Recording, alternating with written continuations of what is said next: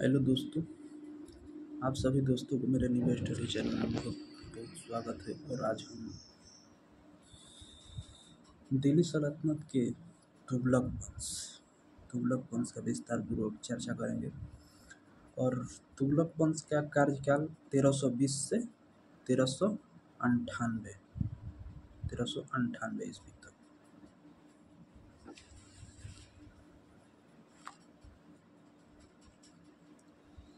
हमारा पहला क्वेश्चन है कि गयासुद्दीन तुगलक ने खुसरो को कहाँ पराजित किया था? तो 5 सितंबर 1320 को 5 सितंबर 1320 को।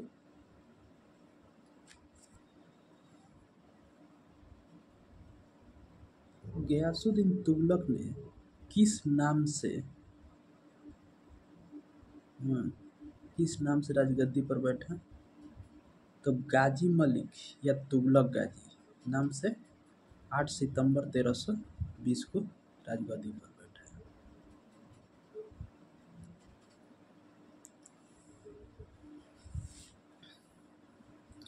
गयासुद्दीन तुगलक गद्दी पर बैठा था 8 सितंबर 1320 से गाजी मलिक या तुगलक गाजी गयासुद्दीन तुगलक के नाम से। सिंचाई के लिए नहरों का निर्माण कराने वाला प्रथम शासक कौन था?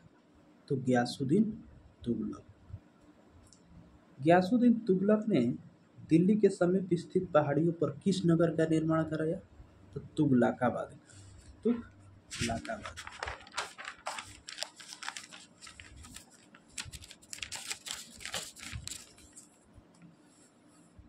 तुगलकाबाद का।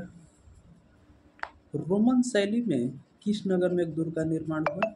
तुगलकाबाद में। जो रोमन शैली में बनाए गए दुर्ग को किस नाम से जाना जाता था? तो छप्पन कोट। इसे गयासुद्दीन तुगलक ने बनाया था।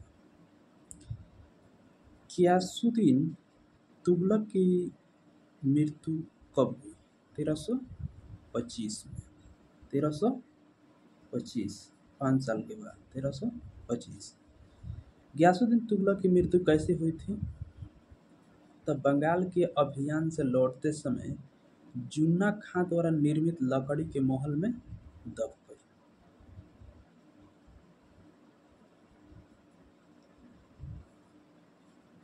गयासुद्दीन के बाद राजगद्दी पर कौन बैठा था?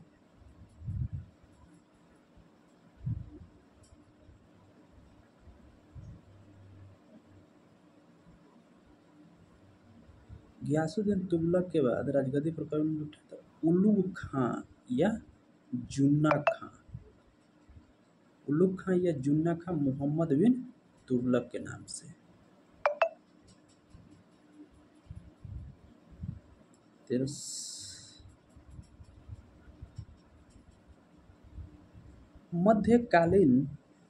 मध्यकालीन सभी सुल्तानों में सर्वाधिक शिक्षित विद्वान एवं योग्य व्यक्ति कौन था? तो यही था मोहम्मद बिन तुगलक।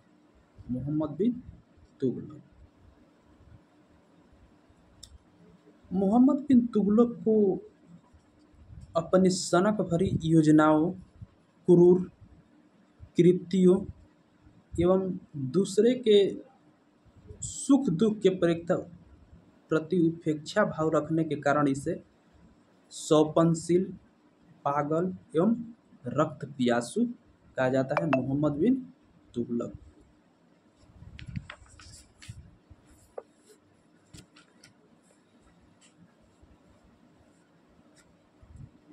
मोहम्मद बिन तुगलक ने कृषि के विकास के लिए किस विभाग की स्थापना किया था? तो अमीर ए कोही कृषि के विकास के लिए था। मोहम्मद बिन तुगलक ने अपनी राजधानी दिल्ली से स्थानांतरित कर कहाँ लाया था? देवगिरी। और इसका नाम क्या रखा था? देवगिरी का नाम क्या रखा था? दौलताबाद। मोहम्मद बिन तुगलक अपने प्रत्येक मलिक के सम्मान में कितने पोशाक दिया करता था? दो दो, एक जाड़े में और दूसरा गर्मी में। यानी कि मोहम्मद बिन तुगलक दान दानशीलता भी था उसमें।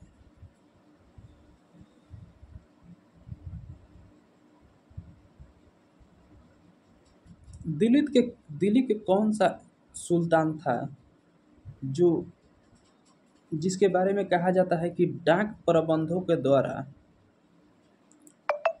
उसको ताजे फल खुरासान से एवं पीने के लिए गंगा जल मंगवाया जाता था, किससे? डाक द्वारा। तो मोहम्मद बिन तुगलक।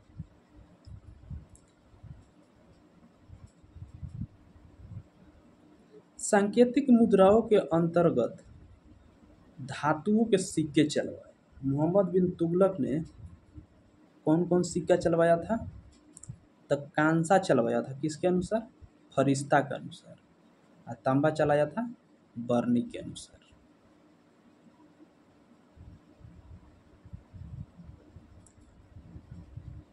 जिनका मूल्य चांदी के रुपए टांका के बराबर होता था। चांदी का मूल्य टांका के बराबर होता था।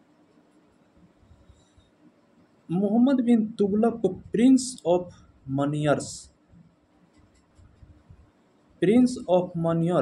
किसने कहा था? तो एडवर्ड थॉमस। प्रिंस ऑफ मनियर्स का मतलब कि मनियारों का राजकुमार, एडवर्ड थॉमस। सांकेतिक मुद्रा का प्रयोग किसने किया था? तो चीन के कुबलाई खां एवं ईरान के गजन खां।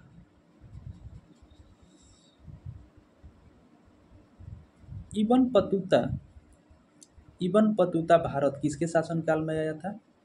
तो मोहम्मद बिन तुगलक के। इबन बतूता कहाँ का निवासी था? मोरक्को, दक्षिण अफ्रीका। इबन बतूता भारत कब आया था? तो 1333 ईस्वी में। मोहम्मद बिन तुगलक ने इबन बतूता को किस पद पर नियुक्त किया था? तो काजी। मोहम्मद बिन तुगलक ने इबन बतूता को राजदूत के रूप में चीन कब भेजा था? तो 1342 में।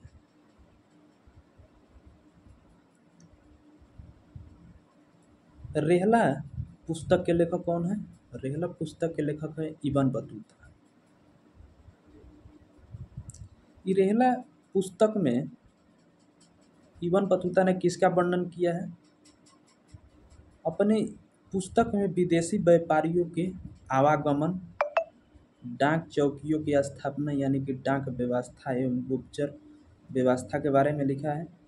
इसने नगाड़ों की भारी ध्वनि के बीच एक स्त्री के सती होने के दृश्य का वर्णन किया है। इसके अनुसार सती होने के लिए सुल्तान से अनुमति लेनी पड़ती थी। तो क्वेश्चन पूछ सकता है कि दिल्ली सल्तनत के ऐसा कौन सा सुल्तान था जिसमें सती होने के लिए सुल्तान से अनुमति लेना पड़ता था? तो मोहम्मद बिन तुगलक।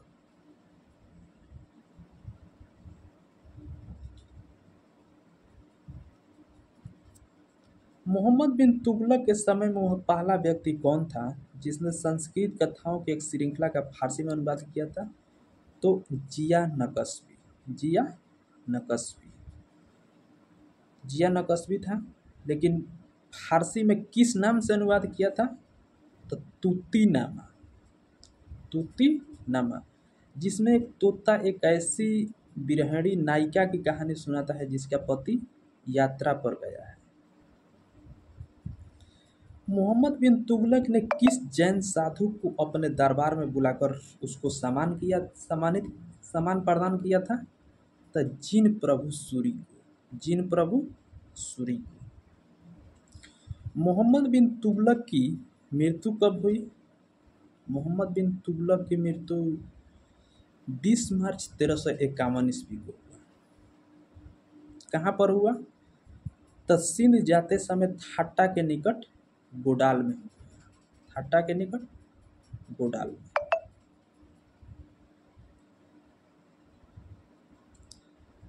विजयनगर साम्राज्य की स्थापना किसके शासनकाल में हुआ? तो मोहम्मद बिन तुगलक के। मोहम्मद बिन तुगलक के। विजयनगर की स्थापना किसने किया था? तो हरिहर और बुक्का। विजयनगर की स्थापना कब हुआ था? तो 1336 में।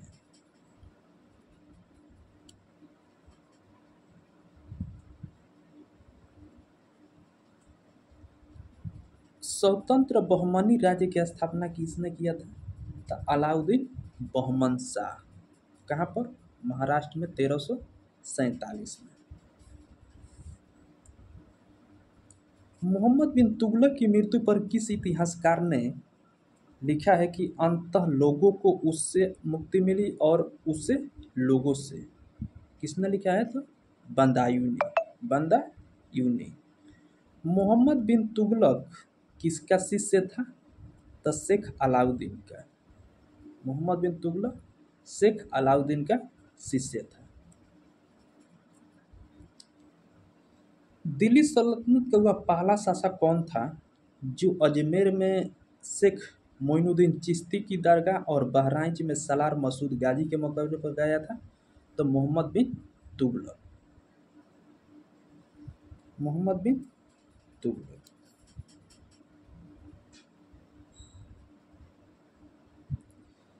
मोहम्मद बिन तुगलक ने किस किन किन संतों के कब्रों पर मकबरे बनवाया? तो मोहम्मद बिन तुगलक बदायूं में मीरन मुलहिम के, दिल्ली में शेख निजामुद्दीन औलिया, मुल्तान में शेख रुकनुद्दीन, अयजुथन में शेख मुल्तान संतों के कब्र पर मकबरे बनवाए।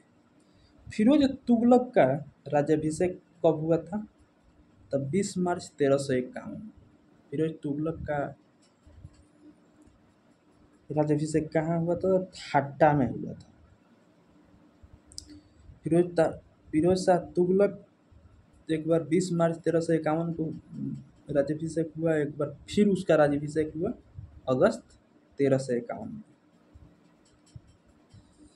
फिरोज तुगलक को उसके खलीफा द्वारा इसे कौन सा उपाधि दिया गया? तो कासिम अमीर उल मोमिन। कासिम अमीर उल मोमिन।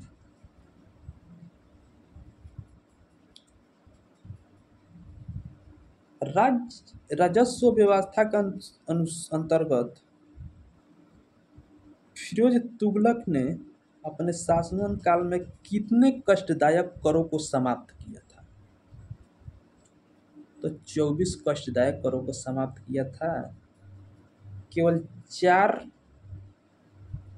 कर वसूलने का आदेश दिया था। तो चार कौन कौन था?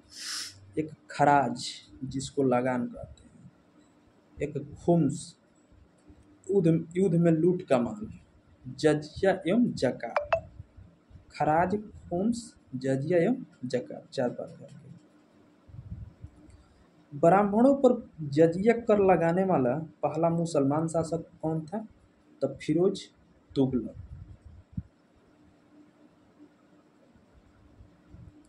फिरोज तुगलक ने सिंचाई कर कितना भाग लेता था? तो उपज का 1/10 से। फिरोज तुगलक ने कितनी बड़ी नहरों का निर्माण करवाया? तो फिरोज तुगलक ने 5 बड़ी नहरों का निर्माण करवाया। फिरोज तुगलक ने लगभग कितने नए नगरों की स्थापना किया? तो फिरोज तुगलक ने लगभग 300 नए नगरों का स्थापना की है। इसमें प्रमुख कौन कौन था? हिसार, फिरोजाबाद जिसको दिल्ली कहा जाता था, फतेहाबाद, जौनपुर, फिरोजपुर। फिरोज तुगलक ने इसका निर्माण करवाया था।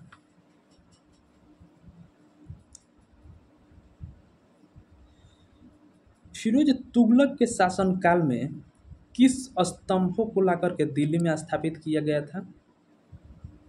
तो खिजराबाद के टोपरा गांव एवं मेरठ से अशोक, दो स्तंभों को लाकर दिल्ली में स्थापित हुआ था। फिरोज मुल सुल्तान फिरोज तुगलक ने अनाथ मुस्लिम महिलाओं, विधवाओं एवं लड़कियों की सहायता के लिए किस विभाग की स्थापना किया था? तो दीवान ए खैरात। दीवान ए खैरात। सल्तनत कालीन सुल्तानों के शासनकाल में सबसे अधिक दासों की संख्या किसके पास थी? तब फिरोज फिरोज तुगलक के पास। इसके पास लगभग 1,80,000 के करीब दास थी फिरोज तुगलक के पास। दासों की देखभाल के लिए फिरोज तुगलक ने कौन सा विभाग का स्थापना किया था? तो दीवान ए बंदगान। दीवान ए बंदगान। दिल्ली के किस सुल्तान ने सैन्य पदों को वंशानुगत बना दिया था? यदि बाप सेना में है तो बेटा भी जाएगा। तो इसको फिरोज तुगलक ने वंशानुगत बना दिया था। फिरोज तुगलक ने अपनी आत्मकथा की रचना किस नाम से किया?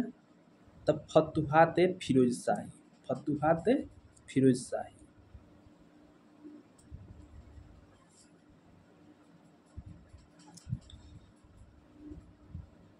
फिरोज तुगलक ने अपना संरक्षण किसको किसको प्रदान किया था? तो जियाउद्दीन बर्नी एवं शम्स ए सिराज अफीक को अपना संरक्षण प्रदान किया। फिरोज तुगलक ने ज्वालामुखी मंदिर के पुस्तकालय से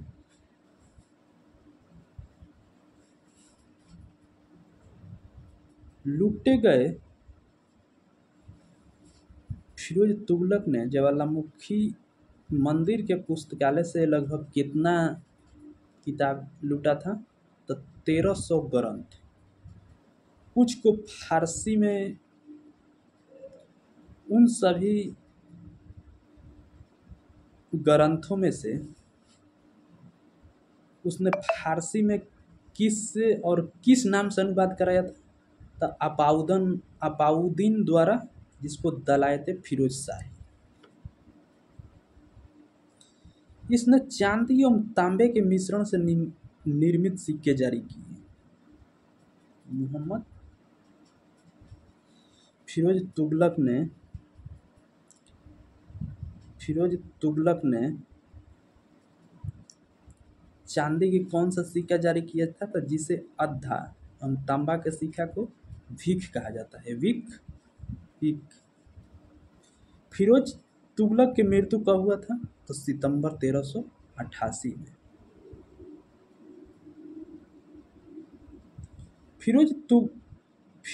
फिरोज तुगलक के काल में निर्मित किस मकबरे की तुलना जेरूसलम में निर्मित उमर के मस्जिद से की जाती है? तो खान ए जहां तेलंगानी की तुलना जेरूसलम में निर्मित उमर के मस्जिद से की जाती थी। सुल्तान फिरोज तुगलक ने दिल्ली में किस दुर्ग का निर्माण करवाया था? तो कोटला फिरोज शाह दुर्ग, जिसको हम फिरोज शाह कोटला स्टेडियम आज। तुगलक वंश का अंतिम शासक कौन था? तो नासिरुद्दीन महमूद तुगलक था। नासिरुद्दीन महमूद तुगलक के समय इसका शासनकाल कहाँ तक रह गया था? तो दिल्ली से पालम तक। तैमूर लंग ने दिल्ली सल्तनत के किस शासक के शासनकाल में भारत पर आक्रमण किया था? तो नासिरुद्दीन महमूद तुगलक। तैमूर लंग ने भारत पर आक्रमण दिल्ली पर आक्रमण कब किया था? तो 1398 में।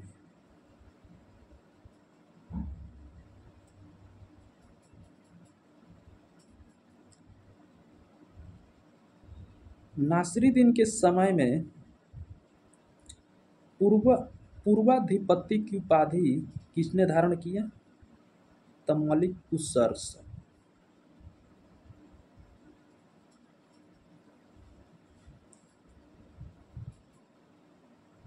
जौनपुर में एक स्वतंत्र राज्य की स्थापना किसने किया था? तो मलिक सरोवर। मलिक सरोवर वास्तव में एक हिंजड़ा था।